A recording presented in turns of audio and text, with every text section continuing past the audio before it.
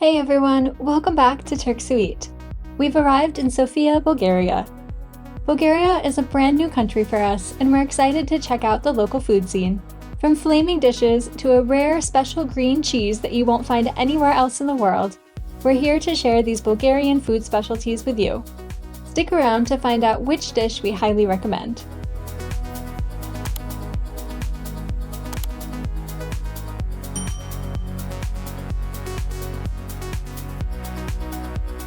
Our journey to Sofia felt quite long. After leaving Vienna, we traveled through Hungary into Romania, spent one night in a small town along the Romanian-Serbian border, and then drove into Bulgaria.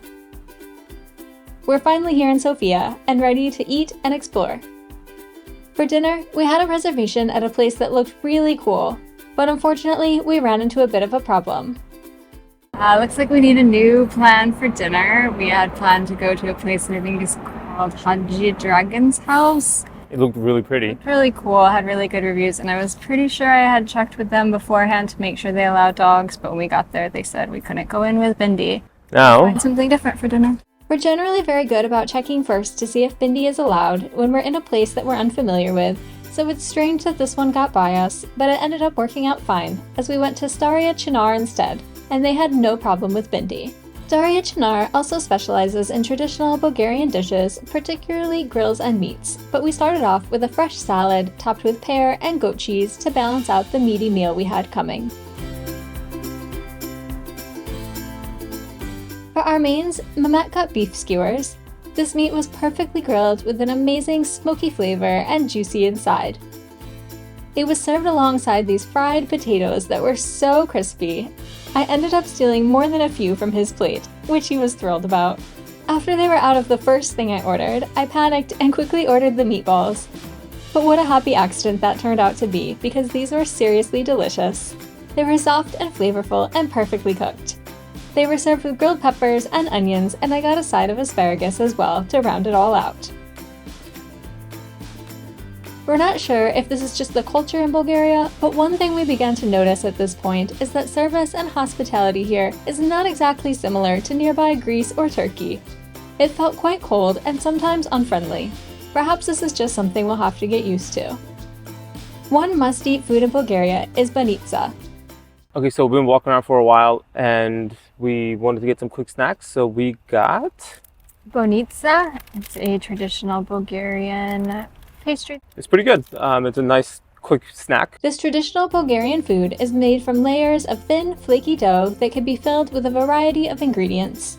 Some of the most traditional include cheese, eggs, and meat. Today, we got a version filled with cheese and olives. This tasty snack is reminiscent of Turkish burek and Greek bugatsa, two things we absolutely love. The outside is super crispy, a little greasy, with a great crunch. The inside is soft, cheesy, and with a bit of salty, briny taste from the olives. You know we love to explore local markets, and on our walk through Sofia's local market, we could see that they have some seriously nice-looking produce here. Luckily, we were able to sample some of these beautiful-looking fruits and vegetables at dinner that night. Now we're going to head to dinner, which is called Kosmos restaurant. Yeah, hopefully it's good. Spoiler alert, it was better than good. Kosmos is hands down a can't-miss restaurant in Sofia. The food and the entire experience was absolutely amazing. First of all, the design of the interior of the restaurant is beautiful, letting you know you're somewhere special as soon as you walk in. Then, you'll likely notice the fridge in the front full of interesting products. This place actually ferments a lot of items themselves and incorporates them into their menu. These fermented items add a lot of flavor, umami, and health benefits to the meals. We got to try one of these right away. They're breadso butter. This is butter made from a miso paste that they actually make from the ends of their sourdough bread that are too hard to serve. We thought this was so cool as it eliminates food waste and tastes so good. Seriously, this butter was unreal. We loved it so much that we ended up buying a tub of the miso paste so we could make it ourselves. The meal only got better from there. We started with a tomato and katuk cheese salad. The tomatoes this time of year are just so spectacular, juicy, and fresh. They were paired with soft and creamy katuk cheese, which is a special Bulgarian cheese. Then we had something really cool and unusual, the Bulgarian green cheese. Yes, you heard that right, green cheese. This is a very special type of sheep cheese that only comes from a specific village in Bulgaria. Its specific aging process allows it to develop a special green mold, giving it its unique flavor and name. The cheese has a bit of a nutty flavor, and this piece was served alongside apricots and carrots, giving it a slight sweetness. This was a very delicious and special dish that I'm pretty sure we can't get anywhere else. For my main, I went with the homemade ufka. This was a freshly made pasta with mussels and sauce from one of their ferments. The flavor of this dish was so intense and delicious and unlike anything I've ever had before. As amazing as my dinner was, Mehmet's dish came with a presentation that totally stole the show. He had the moussaka, and this wasn't just any moussaka. The intricate layers of beef shank, eggplant, and potato were topped with a gooey cheese that they then torched to brulee it a bit. The dish looked amazing and tasted just as good. The beef was so tender, the beautiful eggplant and soft potatoes added layers of bite and an earthy richness. The brulee cheese on top added a slightly crispy texture and smoky flavor.